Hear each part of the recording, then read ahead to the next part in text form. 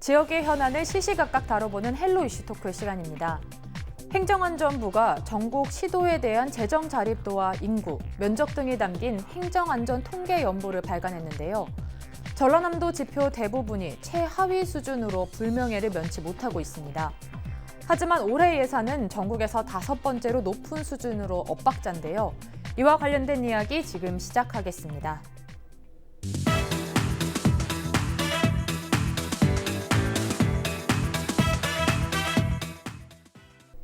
네, 최근 행정안전부가 발간한 행정안전 통계 연보를 보면은 전라남도 수치가 전국에서 최하위를 나타내고 있지 않습니까? 어떻게 된 건지 좀 이야기해 주시죠. 예, 매년 행정안전부에서 행정안전 통계 연보를 발표를 합니다. 그런데 다양한 분야에 대해서 지표를 발표하는데 안타깝게도 전라남도가 최하위 지표를 차지한 게 굉장히 많습니다.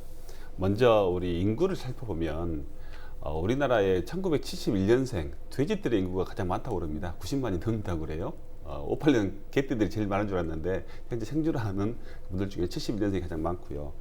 평균 나이가 전국적인 평균 나이는 42.1세입니다. 그런데 우리 전남은 지금 45.6세로 전국에서 가장 높은 연령대가 지금 거주를 하고 있는 거죠. 예. 그다음에 인구 증가하면서도 우리 전남이 최하위를 차지했어요.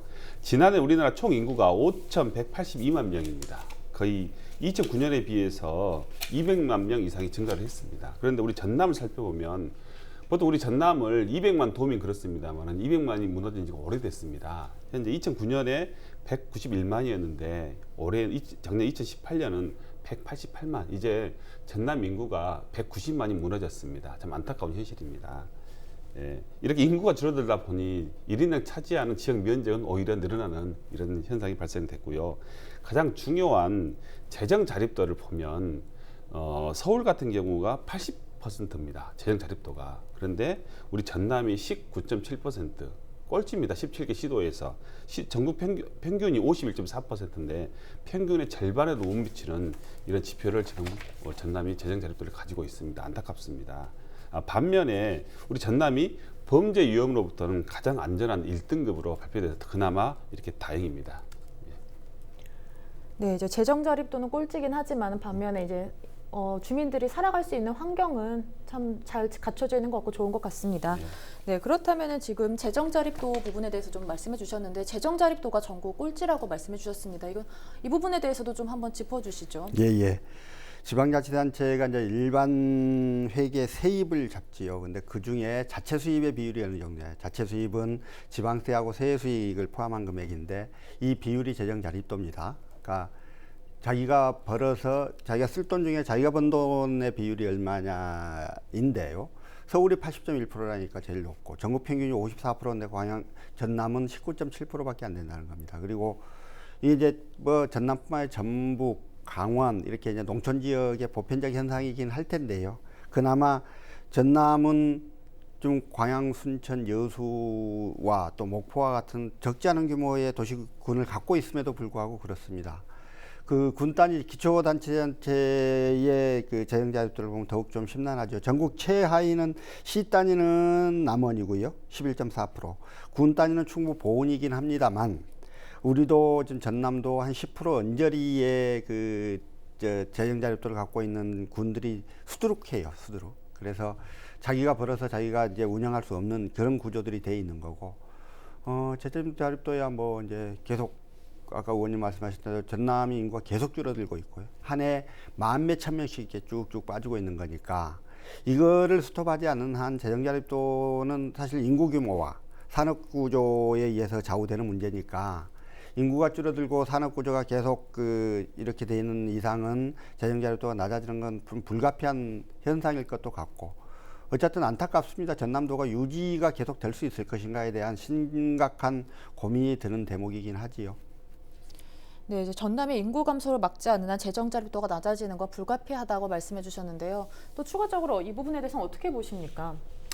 네, 방금 변호사님께서 말씀하셨지만 재정 자립도는 지방세를 내는 인구나 산업 구조가 튼튼해야 됩니다. 그런데 우리 전남의 인구를 갈수록 줄어들고 또 그렇다고 해서 변변한 그러한 산업 구조 인프라가 갖춰지지 않았습니다. 다행히 동부권에는 그래도 어느 정도 갖춰져 있지만 이 목포를 중심으로 서부권에는 영암의 3호 조선소를 빼놓고는 거의 기업이 없다시피 하지 않습니까? 이렇게 지방세를 내는 인구와 기업이 없다 보니까 당연히 지방 자립도는 갈수록 낮아질 수밖에 없습니다. 이렇다 보니까 그 결과적으로 지금 이 전남의 22개 시군 중에 16개의 군, 그러니까 시를 빼고 화순군을 뺀 나머지의 16개의 군에서는 지방에서 걷어들인, 자기 지자체에서 걷어들인 어떤 지방세를 가지고 그 지자체의 공무원, 인건비도 주지 못하는 이런 실정입니다. 그러니까 얼마나 답답합니까? 그러면 이제 인건비도 주지 못하는 그런 재원을 가지고 그 지역에 특화된 사업을 또 해야 됩니다. 그러면 쓸 수 있는 돈이 없는 거죠. 그래서 지역 발전이 계속 더뎌지고 이런 악순환이 계속 되고 있는 것 같습니다. 네, 지금 열악한 재정 자립도에 대해서 좀 말씀을 두 분 다 해주셨는데요. 그러면 조금 더 문제점은 어떤 것들이 있는가 좀 짚어주시면 좋을 것 같습니다. 네, 일반 재정 자립도와 비교되는 게 재정 자주도라는 게 있습니다. 사실은 재정 자립도보다는 재정 자주도가 더 높아야 됩니다. 그러니까 우리가 각 시군마다의 어떤 지방세 수입 규모가 다르기 때문에 정부에서는 국고에서 교부금 형식으로 해서 각 지자체 차등해서 이렇게 교부세를 나누어 줍니다. 이걸 총 합해서 예산이 되는데요. 근데 재정 자주도 같은 경우는 그야말로 그 지역에서 자유롭게 쓸 수 있는 돈입니다. 예를 들어서 재정 자주도가 낮다 보면 반드시 필요한 예산이 있어요. 그 예산을 뺀 나머지를 가지고 그 지역에서 특화된 사업을 할 수 있는데 그 재정 자주도가 낮다는 얘기는 그만큼 자유자재를 쓸 수 있는 여력이 없다는 뜻입니다. 그렇기 때문에 재정 자주도가 중요한데요. 역시 전남이 재정 자주도도 30% 초반에 이렇게 머무르고 있어서 우리 전남만의 어떤 특화된 사업을 할 수 있어야 되는데 그렇지 못하고 있는 실정입니다. 네, 그러면 지방 자주도가 좀 높아지려면 전남에 특화된 사업이 필요하다는 말씀이신 건가요? 네, 이제 전남에 특화된 사업을 하기 위해서는 재정 자주도가 높아야 되는데 재정 자주도가 낮기 때문에 우리 전남만이 할 수 있는 그런 사업을 못 하고 있다는 형편입니다. 네, 그렇다면 이제 전라남도가 재정 자립도가 열악한 이유는 뭐라고 보십니까? 제일 큰 거는 역시 이제 아까 말씀드렸던 인구가 감소하고 그다음에 산업 구조가 세금을 많이 낼 수 있는 산업 구조가 아닌 거죠. 그러니까 그게 가장 근본적인 문제이고 사실은 산업 구조 자체가 좀 열악하다고 하는 게 인구 감소의 원인이기도 할 거고 또 이 두 가지가 같이 겹쳐가면서 전남도의 재정 자립도가 이렇게 최하위를 기록하고 있는 것으로 보이는데요. 어쨌든 지금 이번 그 통계 연보도 보면 전국 평균의 재정 자립도가 51.4%예요. 그 중에 이제 전남이 19.7%인가 그랬다는 건데, 근데 전국 평균의 재정 자립도도 사실은 작년에 비해서 2% 정도 줄었습니다. 그러니까 지금 여러 가지 사실은 우리 GDP 자체는 성장을 하고 있잖아요. 마이너스 성장이 아니고 플러스 성장을 하고 있는 거고, 그러면 GDP가 늘어나니 당연히 세수도 전국적 세수는 늘어날 수밖에 없는 것일 텐데 지방자치단체의 재정 자립도는 오히려 줄어들고 있는 거거든요. 그러니까 이건 이제 여러 가지 국세와 지방세의 비율에 따른 문제들도 있고 여러 가지 또 문제들이 있을 텐데 전반적으로 재정 자립도는 낮아지고 있는 그런 구조 속에서 전남이 조금 더 심각한 현상을 보이고 있다, 이렇게 좀 말씀드릴 수 있겠습니다. 네, 전반적으로 좀 낮아지고 있는데 전남이 조금 더 심각한 수준이라고 말씀해 주셨는데요. 그렇다면 이 부분에 대해서 이유는 뭐라고 보십니까? 계속 반복되는 원인입니다. 이제 인구 감소와 산업 기반의 어떤 미약 이런 부분인데요. 그래서 우리 전남 같은 상황에서는 재정 자립도가 낮기 때문에 또 기존 인프라가 없기 때문에 결국 국고에 의존할 수밖에 없고 각종 국가 공모 사업에 적극적으로 뛰어들어서 유치를 해야 됩니다. 또 이 부분에서 또 안타까운 게 국가 공모 사업을 저희들이 적극적으로 하고 싶어도 거기에 100% 국가 사업이면 참 좋겠는데 이번에 목포에 들어서는 해양경찰청의 정비청 같은 경우는 100% 국가 사업이기 때문에 그나마 다행입니다. 계속 운영을 하거든요. 근데 꼭 지방 자치단체의 매칭이 필요합니다. 그러니까 국가 사업을 가져오고 싶어도 지방에서 한 20%나 30%, 많게는 50%의 대응 자금을 해야 되는데 또 이게 또 부족해요. 그런 안타까운 현실이 있긴 하지만 그래도 현재 우리 전남 상황을 고려했을 때는 국가 사업에 많이 응모해서 국가 예산을 많이 가져오는 거, 여기에 주도적인 역할을 해야 될 분들이 아마 국회의원들이 아닌가 싶습니다. 네, 국가 산업에 많이 응모를 해서 국가 사업을 많이 갖고 오는 것이 가장 크게 해결책이 될 수도 있는 것 같은데요. 네, 그러면 이렇게 지방 자립도가 전국 최하인데도 전국 예산은 전국에서 이제 5번째로 많은 규모라고 합니다. 전라남도의 재정을 고려한 건 아닌지 혹시 아니면은 또 정말 필요해서 이런 건지 궁금합니다. 그럴 수밖에 없는 게 재정 자료도 낮지만 왜 그렇게 많은 예산을 너희들이 쓰느냐. 우리 전남이 전국에 5번째로 많습니다.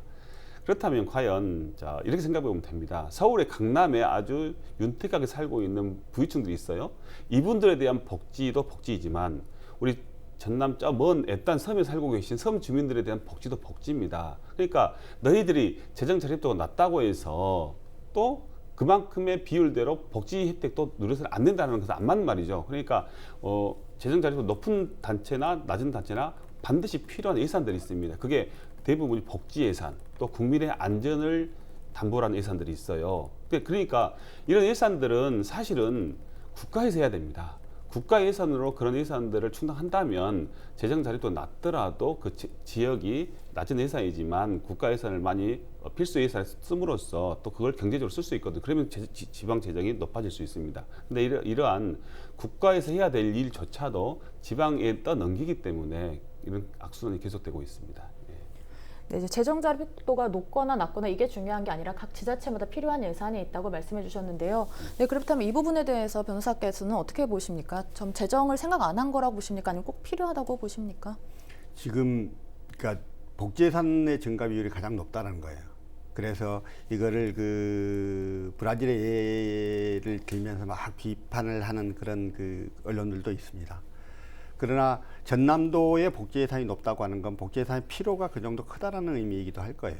그러니까 자기가 벌어서 쓸 수 있는 사람들한테는 복지 예산 투여가 좀 덜 들어가도 됩니다. 그러나 자체적으로 돈을 벌어서 생활이 되지 않는 분들한테는 당연히 그들의 생존과 기본적인 생활의 보장을 위해서 복지 예산들이 투여될 수밖에 없어요.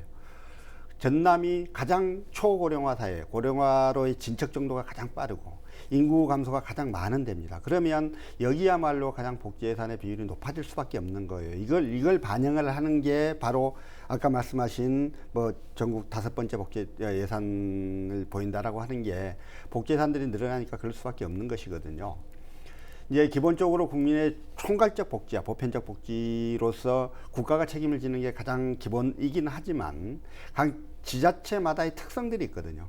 그 지자체의 특성에 맞게 또 복지 좀 이렇게 공급을 늘리는 것도 꼭 필요한 일들이니까 전남이나 각 지자체가 복지 예산 늘리는 건 불가피합니다. 그래서 그걸 가지고 지금 문제를 논할 건 아니에요. 그게 문제는 아니고 어쨌든 너무 이제 인구가 수도권 집중, 중앙 집중들이 이루어지면서 전남도, 전북도, 강원 뭐 이런 농촌 지역을 중심으로 하는 데들이 계속 인구가 줄어들고 고령화 사회로 가면서 굉장히 좀 기형적 구조가 될 수밖에 없는 거거든요. 그러면 인구를 획기적으로 분산시킬 수 있는 방책들이 나와야 하는 거죠.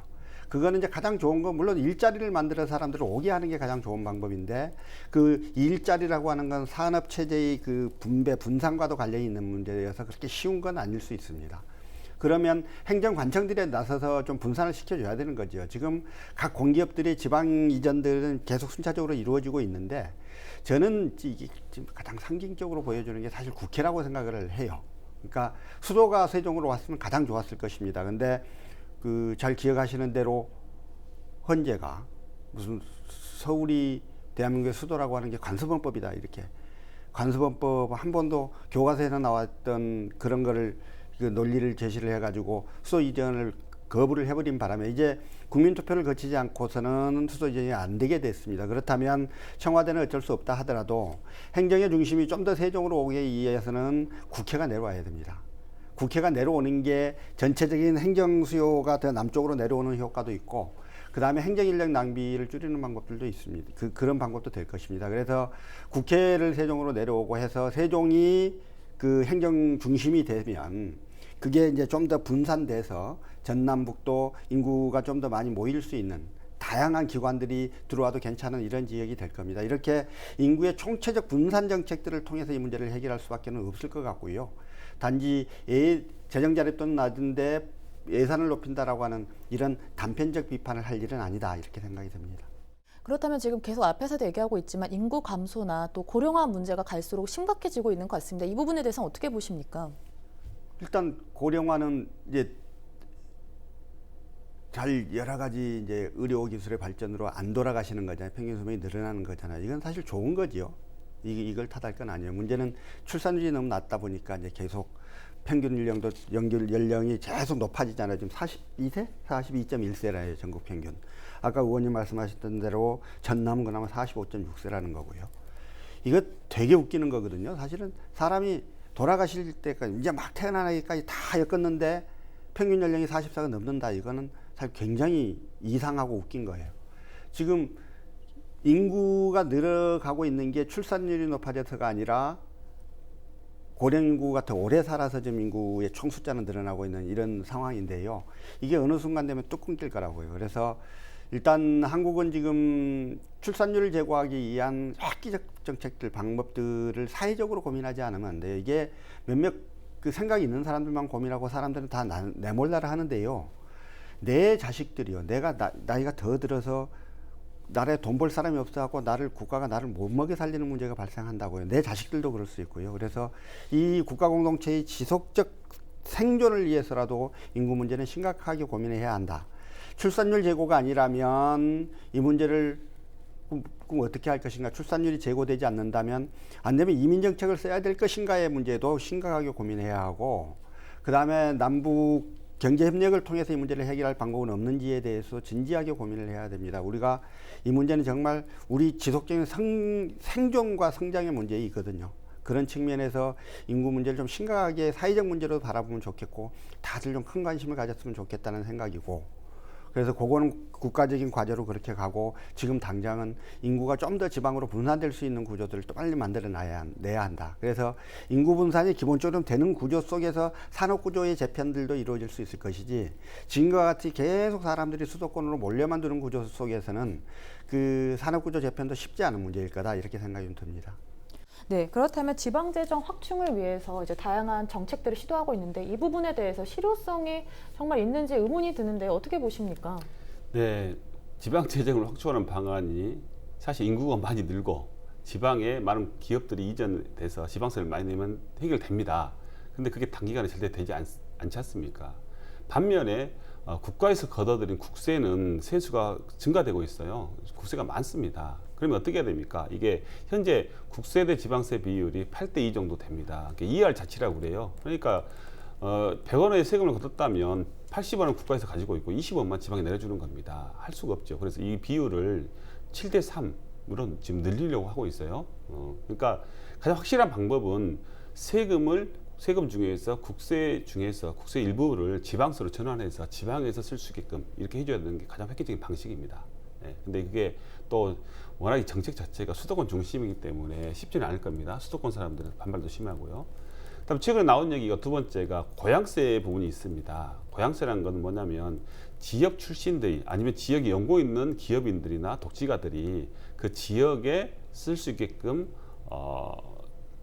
기금을 주는 겁니다. 그러면 정부에서는 그 기업이나 개인에게 기금만큼의 세제 혜택을 주는 것이에요. 이렇게 함으로써 정말 지역을 사랑하는 사람들이 서울에 살지만 내 지역의 발전을 고민하는 분들이 많은 고양세를 내므로써 또 지역 세수로 확장할 수 있는 방법이 있습니다. 그러니까 이런 것들은 결국 국민적인 합의가 있어야 되고 국회에도 동의가 있어야 되지 않겠습니까? 그래서 최근에부터 나온 게 지방분권, 또 재정분권 이런 말들이 많이 나오고 지방자치법 개정 또 올라가 있습니다. 이런 것들이 기득권들이 그걸 놓지 않기 때문에 잘 이루어지지 않고 있습니다. 말로만 지방분권 하지 말고 정말 실제로 그런 행동으로 옮겨졌으면 좋겠고요. 그러한 결과들이 나왔으면 좋겠는데 지금 보면 우리 지역에도 보면 지방분권 차원에서 나주에 한전 본사가 이전되지 않았습니까? 한전 본사가 이전되니까 또 이제 한전 공대 설립이 또 이게 나왔고 2022년도 개교를 할 겁니다. 그럼 우리 지역에서 가장 많이 인구가 따라하는 비율을 찾아보면 물론 출산율은 전국적인 문제입니다만 우리 지역만 보면 출산율도 저하됐지만 교육 부분 때문에 떠납니다. 지금 올해도 지금 현재 다음 주부터 수시 원서 접수가 시작되는데요. 많은 고3 수험생들 우리 정말로 우리 인재들인 고3 전남 학생들이 서울 합니다. 이제 그 학생들 서울로 떠나면 대부분 돌아오지 않습니다. 네, 재정 자립도 문제는 어제 오늘 일이 아닌 것 같습니다. 이 부분도 잘 해결이 돼서 모두가 다 살기 좋고 그랬으면 좋겠습니다. 네, 오늘 이야기 여기까지 나눠보도록 하겠습니다. 두 분 고맙습니다. 네, 단순히 재정 자립도는 어제 오늘 일이 아닙니다. 인구 감소와 지역 경제 취약 등 여러 요소들과 연계되어 있는데요. 최하위 수준을 머무르는 재정 자립도 향상을 위한 획기적인 방안이 필요해 보입니다. 지금까지 헬로 이슈 토크였습니다.